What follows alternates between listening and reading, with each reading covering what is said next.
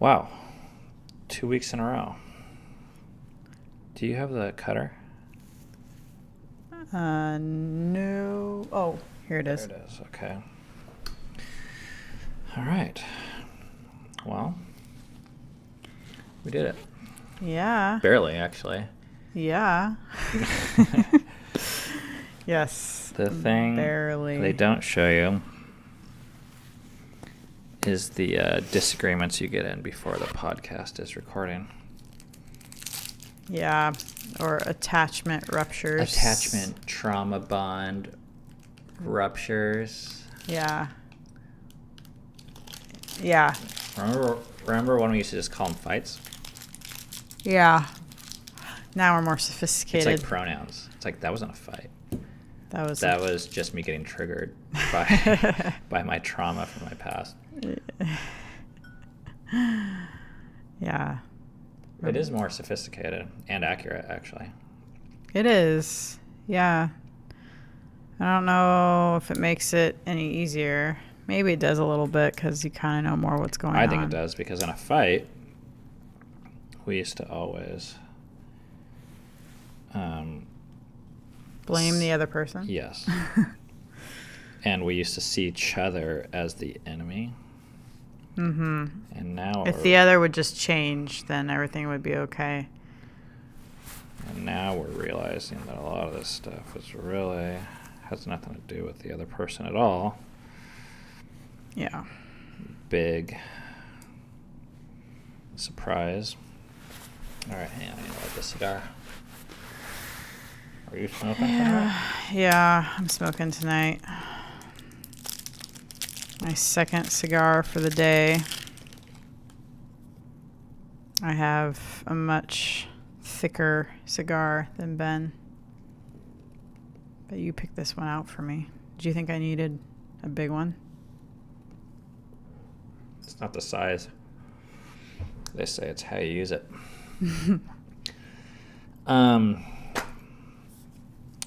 I guess I'm supposed to, might be helpful for you guys to know that.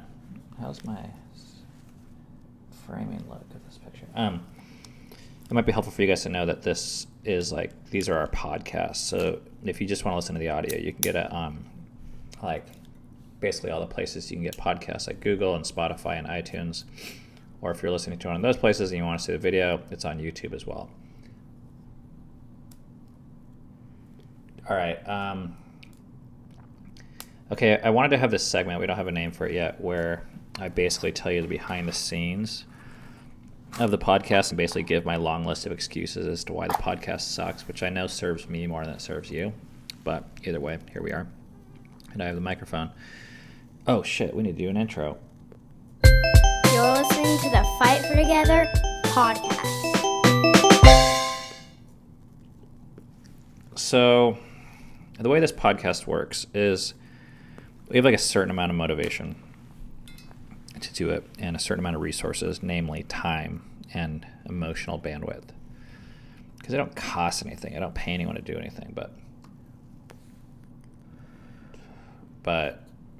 I actually don't mind the actual podcast, sitting here and talking to you is great. Mm-hmm. It's the setting up the camera, setting up GarageBand, testing the microphones. That takes 20 or 30 minutes. Then the post-production takes probably an hour to get the video and the audio uploaded, synced, named, titled, scheduled, published, all that. Mm-hmm. And we don't make any money at this. Which isn't entirely true, because the last episode, I think, made $18. What? Which at least pays for our cigars. Wow. Which is way more than I was expecting. But I think that's because we talked about your pronoun changing. And I gave it a sexy title, like Homeschool Mom Changes Pronouns or something like that. So sexy. So I don't know if we're going to get our cigars paid for today. But in the behind the scenes segment, what I was going to tell people is that in my ideal world, I have this podcast that would have all this information and be outlined and thorough and organized, and I would prepare it. Which you've done that for past podcasts before. Yeah, but I'm not there now. Basically, Yeah. if I were to do that, it would mean we wouldn't have a podcast. this wouldn't be happening. So the alternative is we turn the cameras on, we loosely pick a topic, and you get what you get, which might actually be better in some ways. I don't know. I mean, you guys get to decide. It's a different flow. This is more organic. Yeah. So today's topic is the role of inspiration in education. Probably the number one question we get is, what do you guys do for school with your kids? Mm-hmm. Which in one perspective, I always tell people we do unschooling, or AKA nothing. Yeah, you say nothing. Because when I think about what people think about when they're talking about school, we literally do nothing. Mm-hmm. Like, people think of school as reading, writing, and arithmetic, and they think of homeschooling as doing reading, writing, and arithmetic at home. So where there was math lessons and reading lessons at school, now there's math lessons and reading lessons at home. Shoot, I forgot to turn off the heat. Which isn't entirely true with our 10-year-old. Falia has some learning differences that I found, because normally I would just like teach our kids how to read with just this like book that I have, but that wasn't working for her, so we had to outsource that, and that outsourcing is turning out to be quite the, like, I don't know, tutor, educational. She's getting a lot of like pretty cool like education in that like formal sense, but it's still at this person's house and it's usually outside. So that was just a disclaimer. Everyone else pretty much. No idea what you're disclaiming. You're saying that Flea does school? Mm-hmm. Oh, yeah. Okay, sure. Meaning, yeah, she has a person that does more of a formal, organized lesson plan for 3 hours a week? 4 hours a week, yeah. Okay. So still on the lower side of... Still, yeah, I guess, but it's like one-on-one. So. Yeah. Okay. But with our other kids, and for most of Flea's life, we haven't done anything in the same way that people think of traditional education. But I feel great about that, and I wanted to share why. And I'm going to break this podcast up into two main categories so far, unless you change things. Never know. One of those categories, I want to make the case for why I think some of our ideas are better for education and why they're better for making money, which is different from education, but is also important. And I'm also going to say, I'm not trying to pit these ideas against either formal education via public school or homeschool.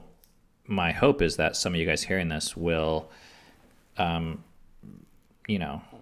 maybe hear about some things you haven't thought of, and then implement it into your own family or children's lives, however the heck you want to. Mm-hmm. And I think they could go alongside public education fine.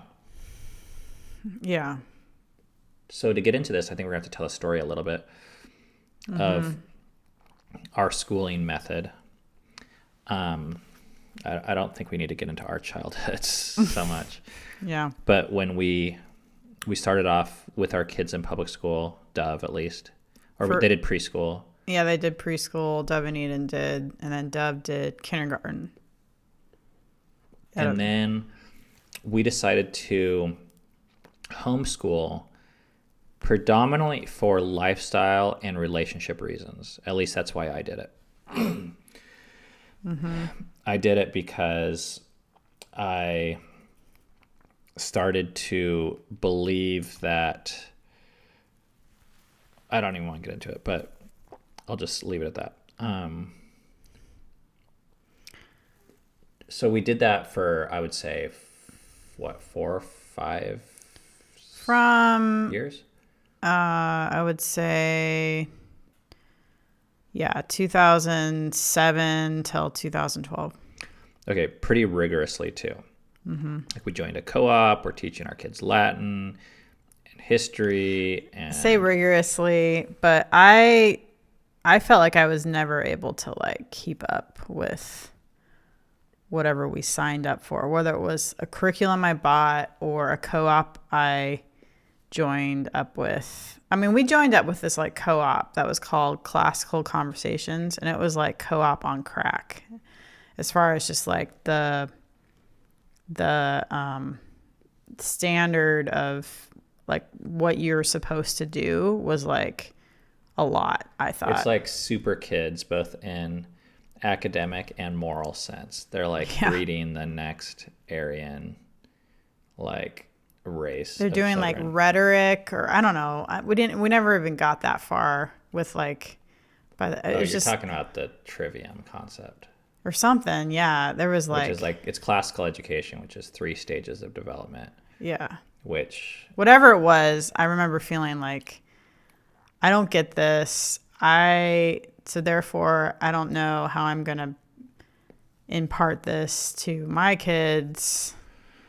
Like, I don't know. I just remember feeling... I always felt behind. So during this time, though, I will hand it to them. Our kids were learning a shit ton of... Facts.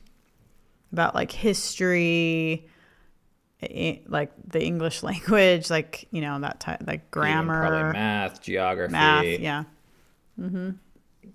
So that's the positive side. But the negative side was we felt like it was wearing us out. It was wearing me out, us out, and I wouldn't be surprised if it also was kind of taking a toll on the kids, because I felt like the expectations were just like through the roof as far as like what, it wasn't just learning. It was like, well, it was learning, but it was like it was like you need to learn this. And it was like a lot of stuff.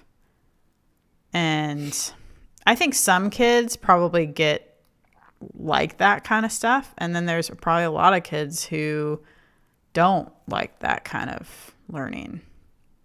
And regardless, even if you are the type of kid that does like it, there's probably times at which you don't. Because it's just like you don't get to like decide. That's like not really a choice of yours. Well, it's put on you, and then of course, like not so much in homeschooling, but still there's equivalents of like tests where you have to like cram, and there's stress and pressure, and there's like this feeling of competition of like. I remember Dove coming to me. She was probably, I don't know, 9 or 10 years old, just telling me like, I don't feel like I'm doing this very well. And I think there's like other kids that are doing it so much better than me. And that's just like, I think that's a hard place to be as a kid, to like want to learn and to thrive if you feel like you're constantly like behind other kids. I don't know. I was definitely a kid that felt that a lot. Even just in the like public school. So anyways, we're extreme parents, and the way we dealt with this, well, I read this book that inspired me to rethink education for our kids, and it was called The Thomas Jefferson Education. I'm not sure if I recommend it, but it was helpful for us at the time, and I do think it's a good book if you're wanting to get another idea about education.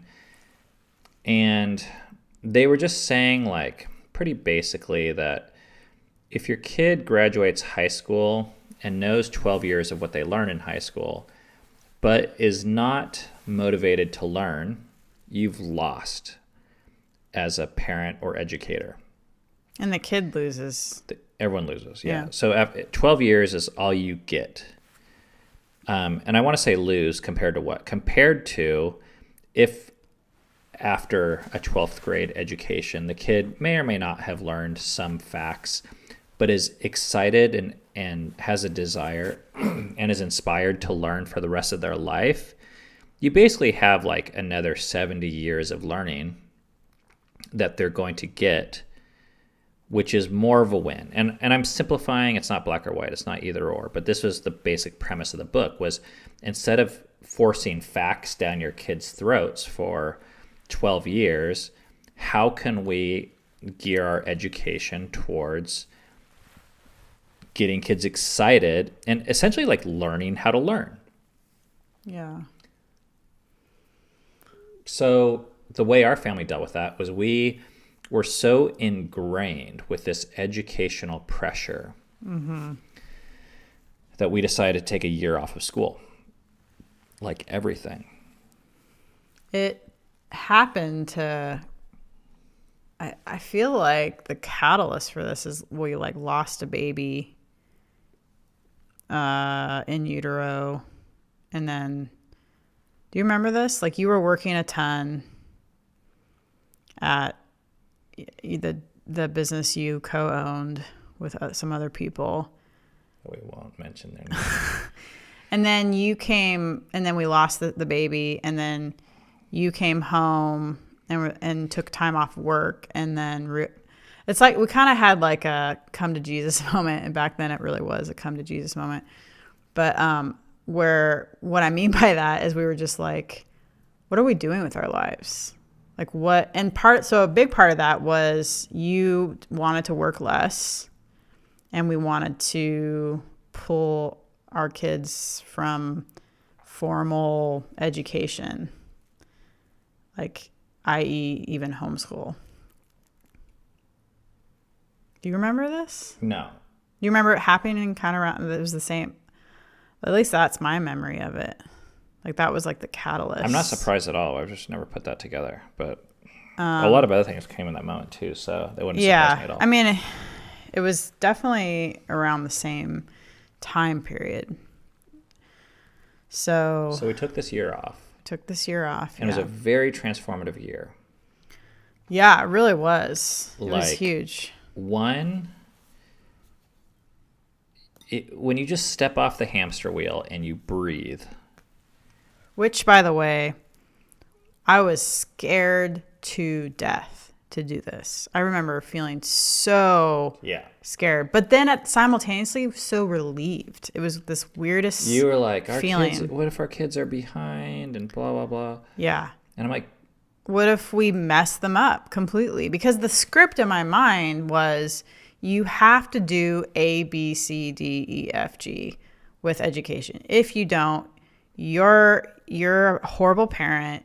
Your kids are going to be fucked and they're going to hate you. which, you know what I thought about? Like, you know what helps me? I don't know if I ever shared this with you, but okay, so what grade are you supposed to be in ninth grade? Or what age are you supposed to be in ninth grade? 15. Okay, so let's say you're 15. Mm-hmm. But then, okay, let's say you take a whole year off. So now you're 16. Okay. Who cares? I mean, you can just pretend like you're 15. Yeah. Right? Like, it literally doesn't matter what. I mean, I guess if you're like a 40-year-old in high school, that'd be a little weird.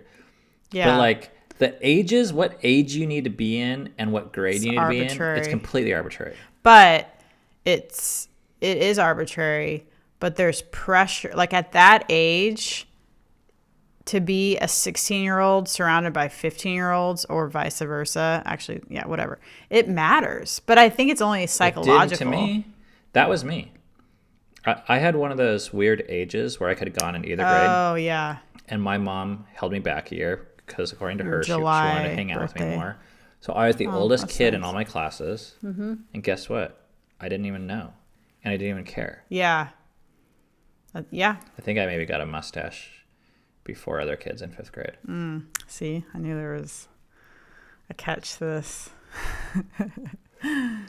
Yeah. But like fitting in that environment, not just because it's kids, although I think, but it's the environment. Like if you don't fit in, it like is really hard for the kid. Sure, but it's all make-believe. It's all make-believe, yes. Like no one can actually, they don't like DNA test you or they don't like carbon date your skin. And they're like, this one's coming in at 16 years old. Yeah. Yeah. What's wrong with them? Okay, so we took a year off. It was amazing.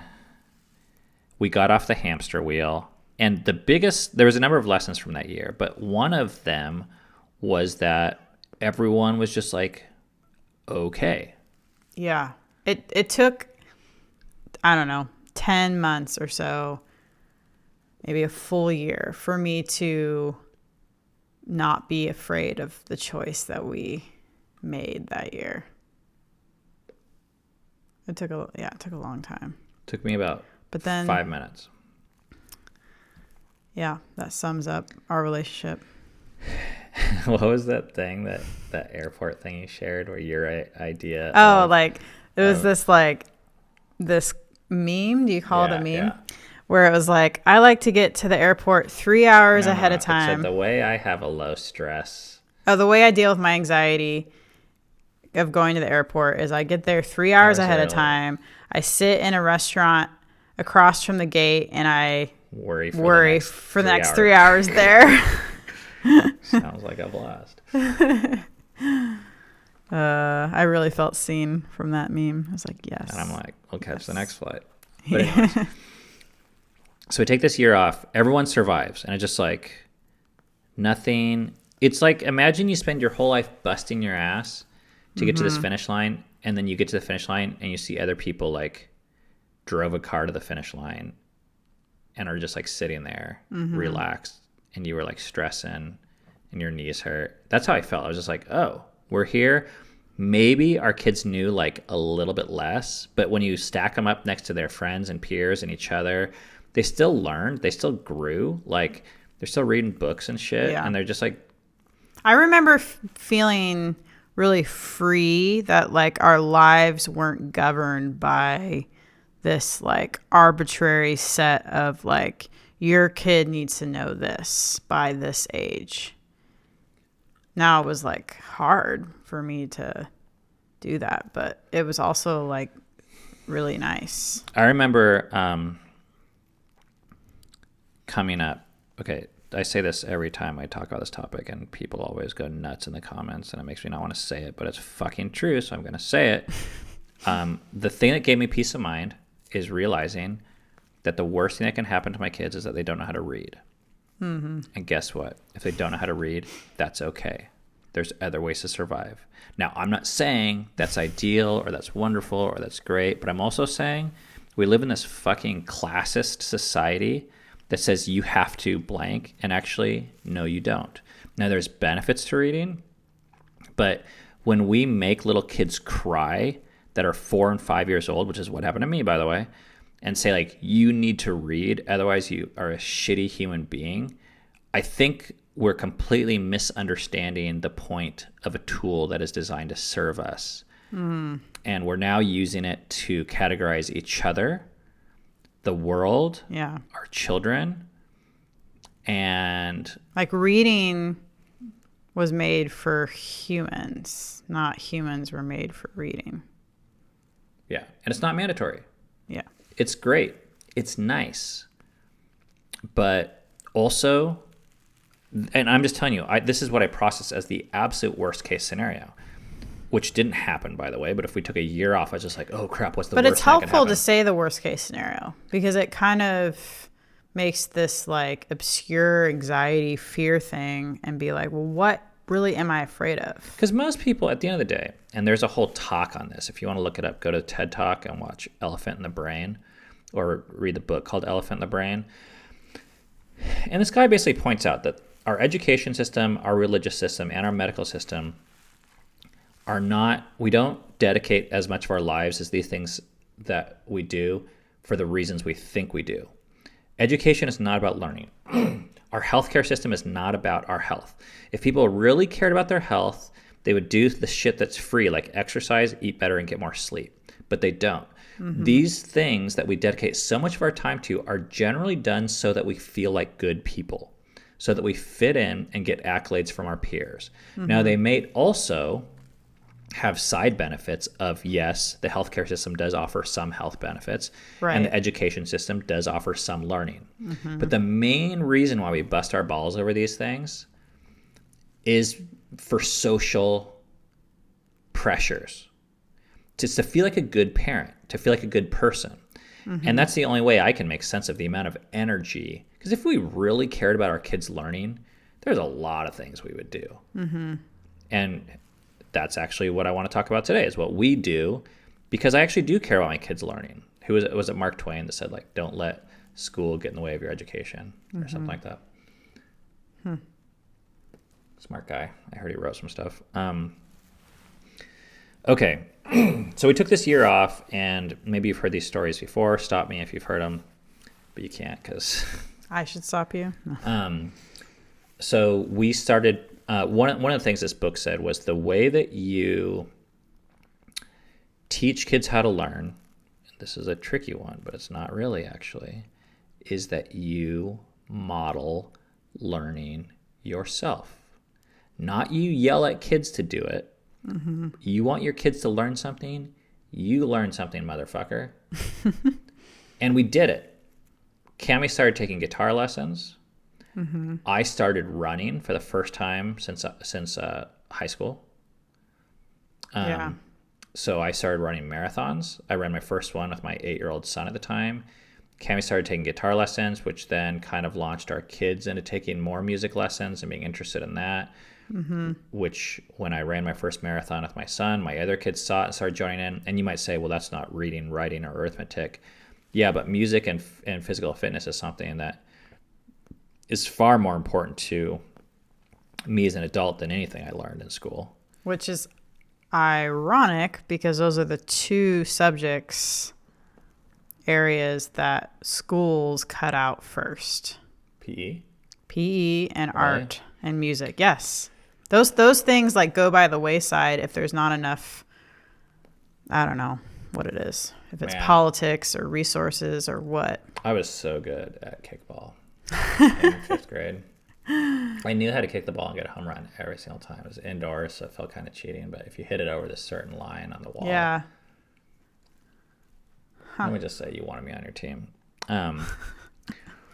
Okay, so we started asking this question, but it kind of launched us down this path of asking this. It's just a different question. If the question is, how do I get my kid to pass a test this week or turn in their homework this week? It's a very different question than if you ask yourself, how can I motivate my kids so that when they turn 18, they are excited about learning? Yeah. Maybe we'll get to this, but I'm just kind of trying to get into the heads of people that have their kids in school. And there is so much pressure. I mean, the little that I did, I remember, even if it's just like internal pressure, but I think it's also external pressure from like teachers and just like for your kid to like do stuff, like do the homework, or there's just a lot of distractions every which way. I mean, we have a dear friend that her kids go to public school, and she's always telling me how she's villainized by the teachers if her kids like miss a day, or if she takes a day off for their own mental health, or because they want to go to the park instead, or if she doesn't enforce the teacher's requirements for homework. And it's like, wait, first of all, who knows the kid better, the parent or the teacher? And who cares about the kid more, the parent or the teacher? Or who's responsible? And then, I mean, but you just see like the teachers have pressure on them, right? Like they're regulated by attendance and test scores and finances and this and that. And they're like not paid enough, in my opinion. And there's just like there's a lot unfortunate things with that. So it's kind of weird because people look at us and they're like, wow, you homeschool? And they're like, I could never do that. And I'm like, I look at them, people that send their kids to school, and I'm like, I could never do that. That seems actually like more pressure to me. I think just because it's a common type of pressure, people are like maybe more used to it. So it's also, you don't know what you don't know, right? You don't know what it's like to get up, to not be in that constant like pressure or pressure. So anyways, once we were out of that pressure, ours was more induced by self and peers than it was by the government or teachers, because we were homeschooling. We were able to ask this other question and observe the results of watching kids run 26 miles because they wanted to. Like, we never forced a kid to run a marathon. It was always by invitation. And our kids loved it. This year, we didn't run the marathon, but 2 of our oldest kids ran the marathon, the Cincinnati Flying Pig Marathon, one of them without training, just because they wanted to. And it was like their 6th or 7th or 8th or 9th marathon. I don't remember now. Yeah. And like, we didn't do it. We didn't force them to do it. We didn't give them a prize for doing it. We didn't tell them we're going to take them out for pizza, or there's no gold stars, there's no grades. They just wanted to do it. And we watched this happen again and again and again, Which, by the way, this marathon in Cincinnati is the best marathon I've ever heard of for like cheering, for how many people are out there cheering you, for how many people are out there passing you out, like all kinds of good stuff. This is not a paid endorsement. Oh, it's a cool marathon. So, yeah. What was I saying? We didn't force them. They wanted to do the marathon. Yes. What they're doing. And then we have kids coming to us saying, I want to learn math. And other kids being like, I want to start a business. And other kids saying, I want to edit videos. And I want to learn how to take pictures. And I want to learn Korean for my mom. And I want to learn how to cook. And I want to bake cakes. And I want to bake bread from scratch. And I want to learn gardening. And I want to make candles. And I think one of the things that I've noticed that like helps kids know or have like inspiration or imagination is to give them space, like mental space, and even like the physical space to ask that question. Like, what do I want to do? Like, what interests me? And to ask it for like a lot of years, you know, because as you're growing up, you don't, sometimes you know, and then sometimes you don't know, and sometimes you try things out, and then you move on to something else. Because here's the thing, like when I did piano lessons, I hated it. And with our kids, I had a very different approach where I told our music instructor up front, I said, I'm not making my kids practice at all. If they're going to practice, it has to be because they want to. So, and he was just starting off as a music instructor in this time. So I said, my suggestion to you is, I want you to play the types of music and let them play the types of music that they want to hear. And I said, I don't care if you spend the entire 30 minutes, I'll pay you the same rate. But instead of going through scales, just play fucking rock and roll or Disney songs, whatever they like, and show them how cool music can be, hoping that they would catch the bug so that then they would want to learn the scales and the notes and the sheet music and what theory and everything that goes along with it. And I think it, you know, the reason why we're here right now is it's paid off for us. We didn't, and 2 things happened. One is we had endless hours of enjoyment instead of tears, where our kids enjoyed their childhood. They weren't dreading homework and reports like I was. And studying and cramming. But also, I think they learned more and got to more of a goal that I care about than had we forced them to live in the micro all the time and be like, study the test, study for the exam, prepare, like learn these facts that I'm giving you and telling you are important. Which I think actually produces people that don't think for themselves. If you're constantly told, this is what you should do, this is what you should learn, I know better than you, then you're going to have a person that's like, and I know this from experience, it's hard to think for yourself and to trust yourself that you actually might know better than the person who's trying to cram something down your throat and telling you like, no, you should do it this way. No, you should do this. So my concrete example, I'll use music because that's something we're passionate about here. Instead of spending so many hours and dollars and lessons forcing kids to learn things, might I suggest, well, I'll just tell you what we did and then you can decide if it works for you or not. What we did is spend money on good sound systems and music. We made mixed CDs that we all listened to on road trips with the types of music that our family enjoyed. We bought good speakers and sound systems for the kitchen, like iPod docks or whatever. And I bought our kids front row concert tickets to some of their favorite bands. Because I think if you see, there's nothing like seeing someone that you look up to, a rock star, rocking their brains out in front of a crowd to say, holy shit, I want to learn how to sing like them or play music like them or perform like them or write like them. Now, we all know also that that's not all it takes. Like, you can't go home off that buzz and then become an expert. Like, there is going to be some discipline. But isn't it so much better? What I found is when you have the inspiration, a lot of the discipline will take care of itself. The kids will be self-motivated because they now have a picture of what they want to be themselves, and they're willing to put in the work to get there. I've heard, like, man, what was this analogy? Dang it, I'm going to mess this up. But someone said, like, imagine if you did wood shop, but all of wood shop was talking about the dangers of, like, how the saw could chop off your fingers or whatever. You need to see a finished product and build something. And then, yes, like, safety becomes one of the things you learn. But first, you need to, like, show them what we're going to build, and then you build it. That's the point of, like, wood shop. And I feel like a lot of our education are these, like, kind of like what if factoid scenario things. That analogy didn't work, by the way.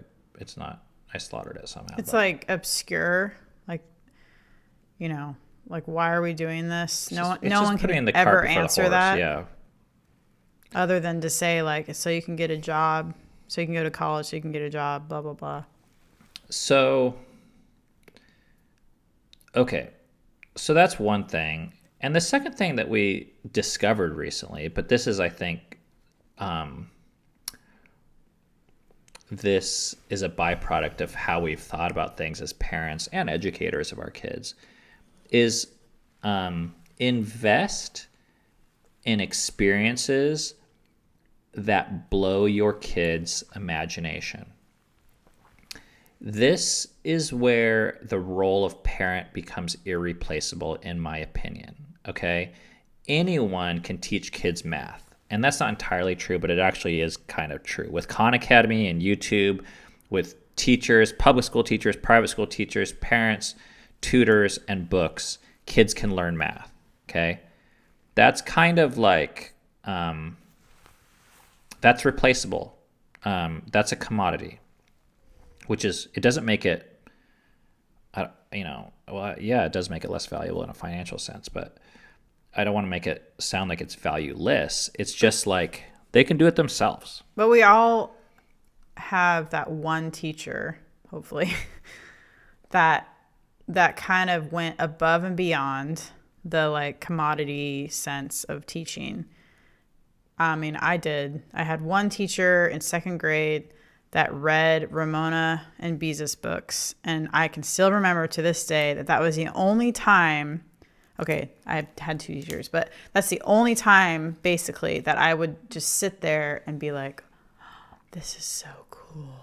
Like, I would just listen intently to what they were reading. So imagine if we spent a fraction of the time, energy, and resources that we spend forcing kids to do homework, and instead brainstorm with your partner, if you want, how you can blow your kids' minds and give them new frontiers of imagination.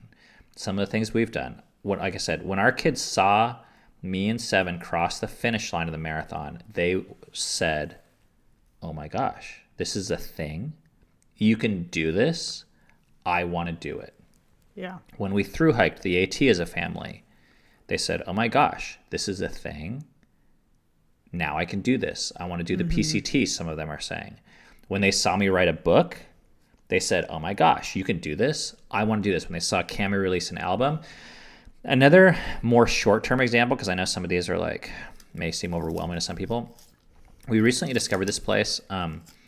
It opened up like 2 months ago in Denver. It's called the Convergence Station, and it's put on by this artist named Meow Wolf, who's this like artist that opens up these installations. They have one in Santa Fe, one in Vegas, and one in Denver now. And we found out about this, and for Memory's birthday, I bought her ticket to go. So Cammie and I flew out. It was a plane ticket that cost $70. We had 3 of them. We got an Airbnb. We flew out there for 2 nights, and we took her to this art installation.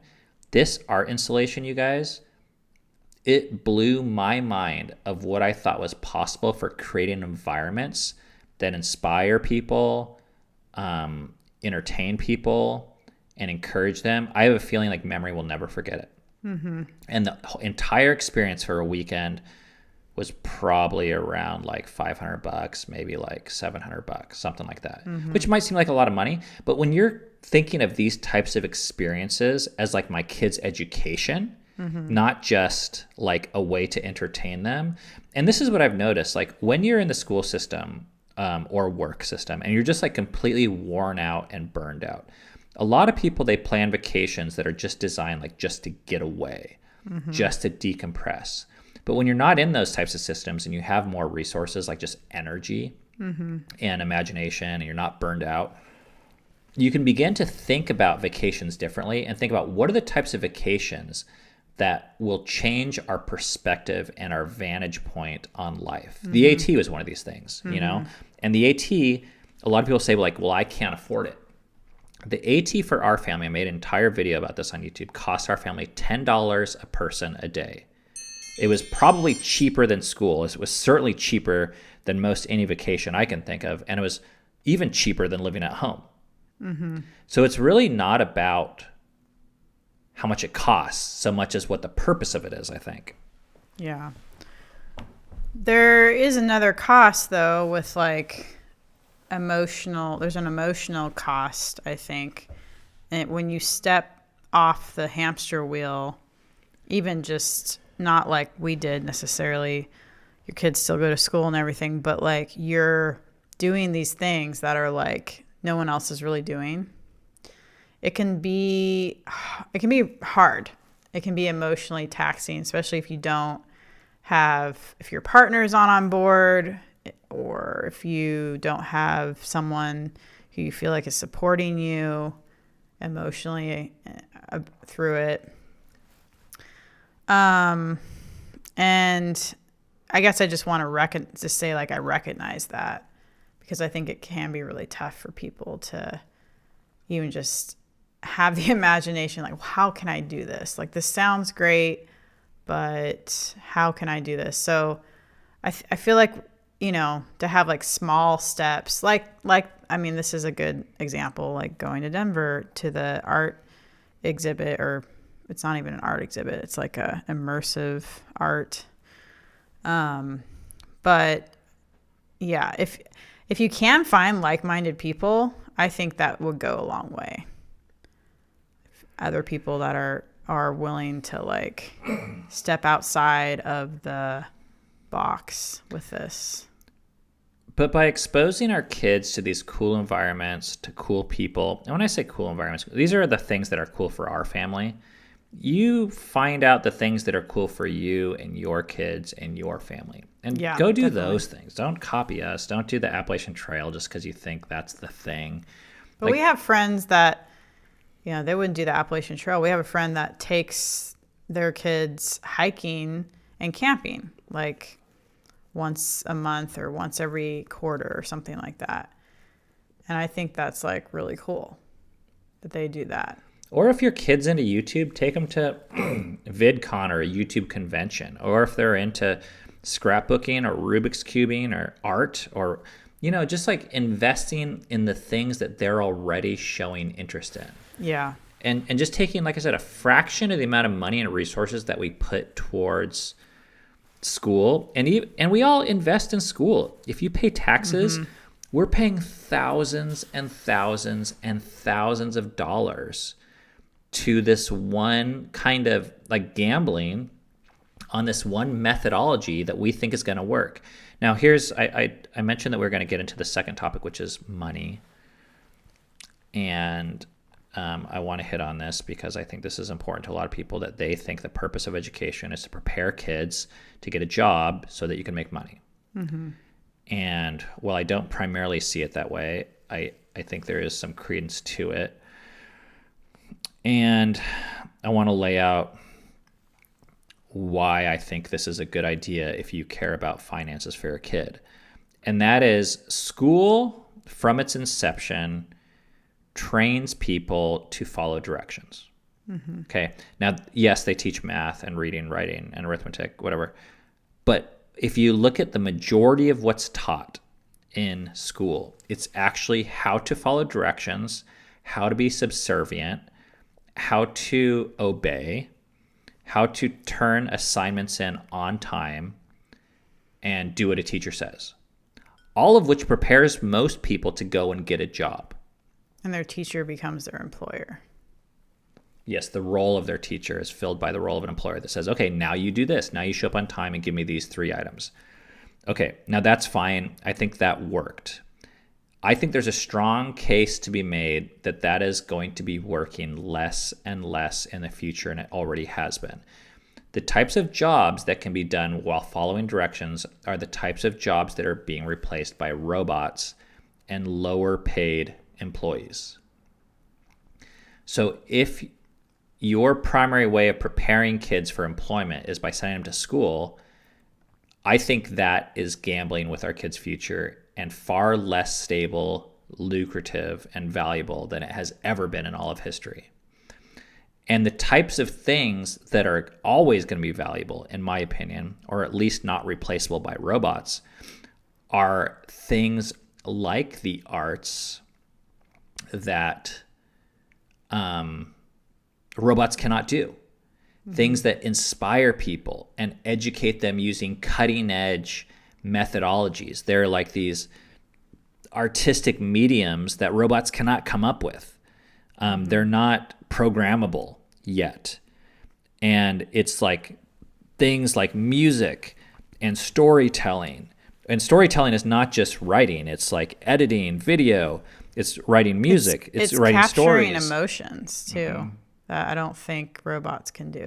These things we pay big money for. We pay money to see them in movies. We pay money to see it on Netflix. We pay subscriptions. We buy the books. We rent the videos. We go to the places like Disneyland and Disney World and Convergence Station, all to have these types of feelings and to be inspired and to feel like we're part of a bigger thing. And robots cannot do them. And I don't think school does it very well either.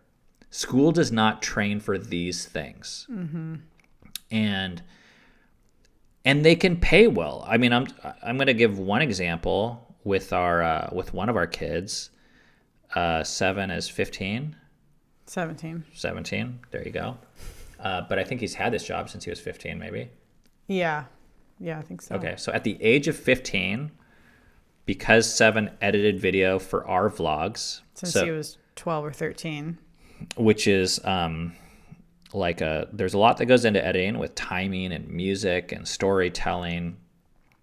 He started editing for other vlogs, and he's actually looking for more work now. Lately, we've been doing a 1 hour a week business meeting where we talk about his business goals, and he wants to start an editing company now because he makes something. He's been making $30 to $35 an hour working out of his pajamas on his own schedule without a high school diploma.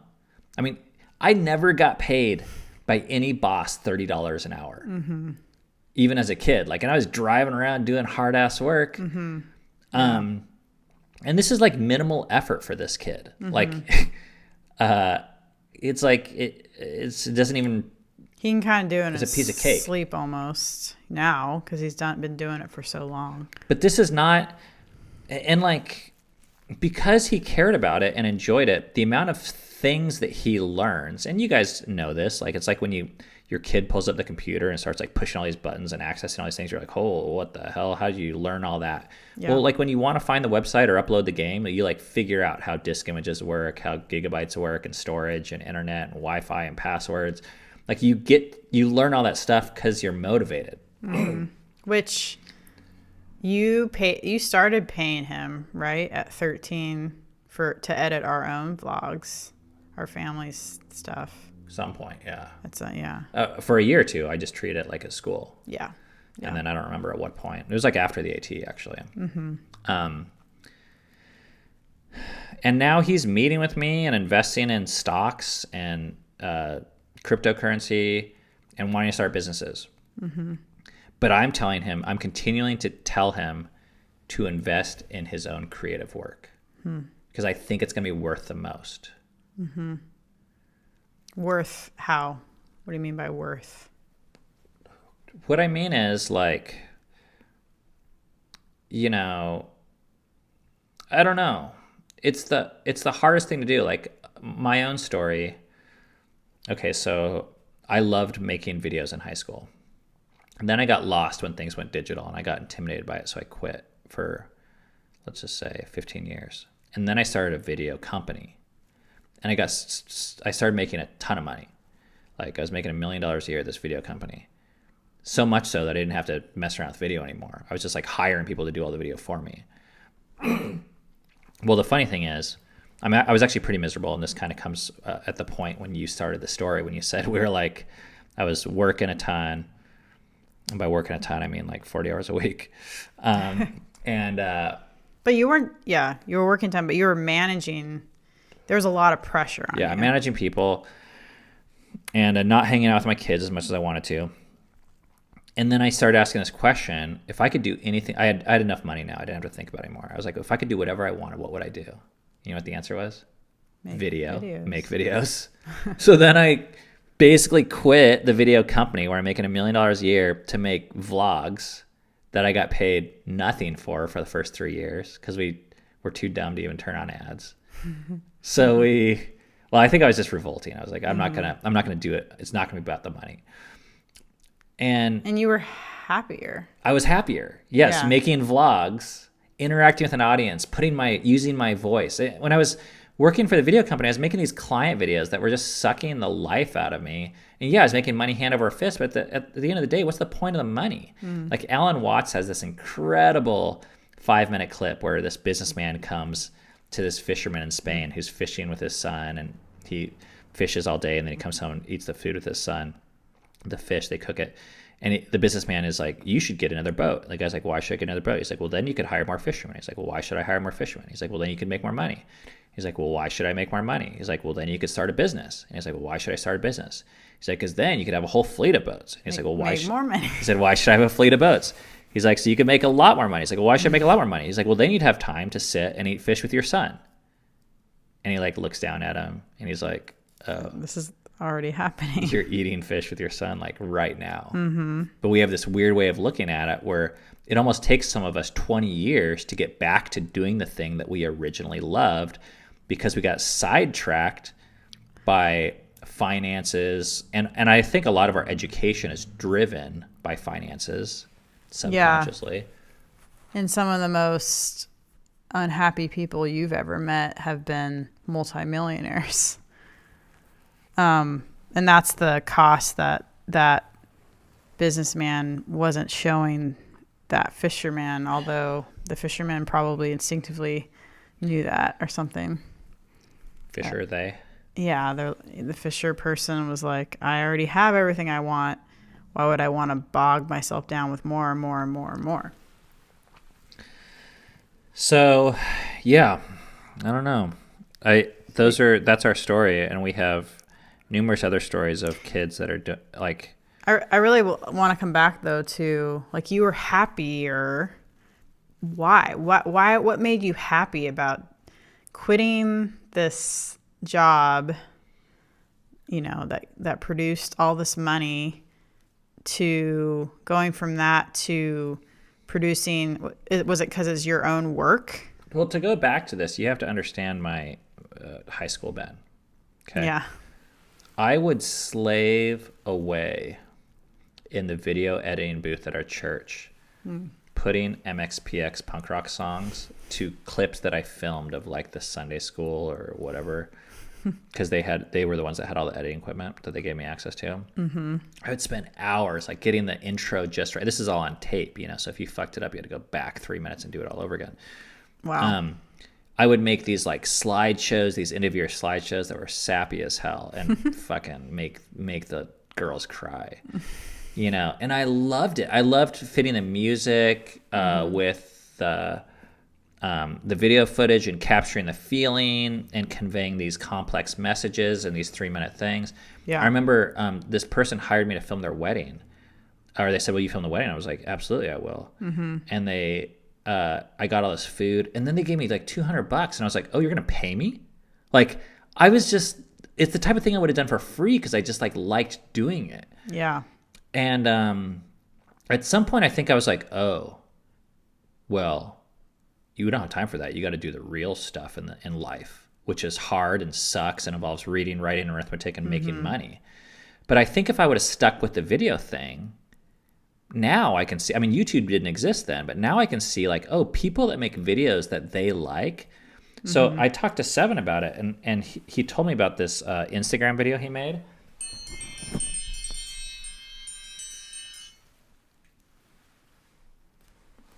Sorry, I had to reset the camera. Oh, Yeah. he told me about this Instagram video he made. He makes these magic videos, and he said, I thought about this one video for like, it was like 3 weeks or something. He's like, he couldn't get the idea out of his head. Yeah. And I was like, you got to make those videos. Yeah. I mean, he did. This was a basketball video that he made. Yeah. And he wanted to see it, so he made it, and then he saw it. And it didn't get the reaction that he was hoping. He goes, I didn't make any money off of it. I'm going to say Instagram. Sure. He doesn't have enough followers. He didn't get as many likes as he wanted. But I made 1,000 videos for Fight for Together before I wrote my book. And I think, a lot of these people, it sounds cliche, but, the Beatles spent however many years in the strip clubs in Germany before they started touring. And a lot of kids or people don't see the behind the scenes that goes into perfecting a craft. But if you, whatever it is, that thing that keeps you up that you want to see in the world, that's what I'm encouraging people. That's like not less than what the school system is teaching you.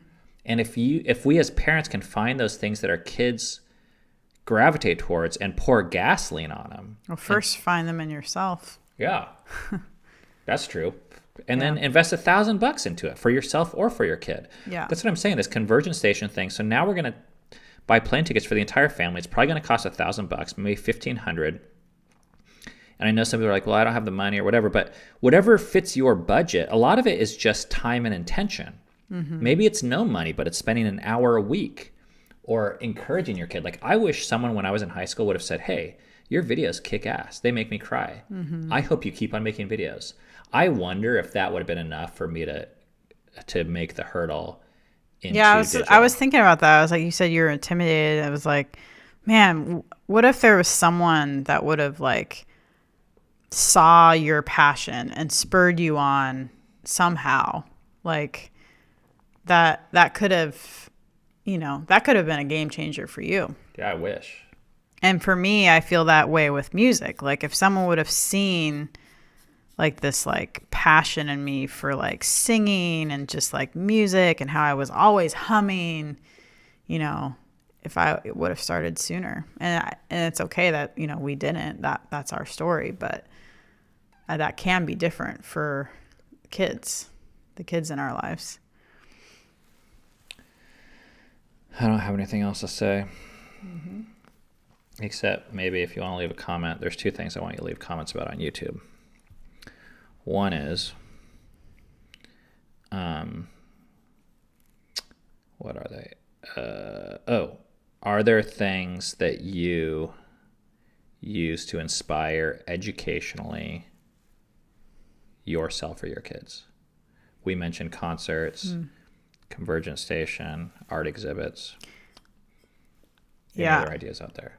Yeah, and I would love to hear what people are already doing. What are you already doing? If there's people who have thought about this stuff and they can see certain passions and interests that their kids have or they themselves have, if you don't have kids, or even if you do have kids, and what have you done to pursue those things? Number 2, what would you like to hear us address on this podcast? Because I'm out of ideas. Actually, that's not true. I have one more, which we're going to cover next week. It's going to be a doozy. I'm going to say it now so that it's like accountability. Okay. Cool. So that I don't chicken out. It's going to be about, let's just call it psychedelic parenting. Okay. Hang on, I need to find a sound effect for that. I think this one will work. No. Oh, here we go.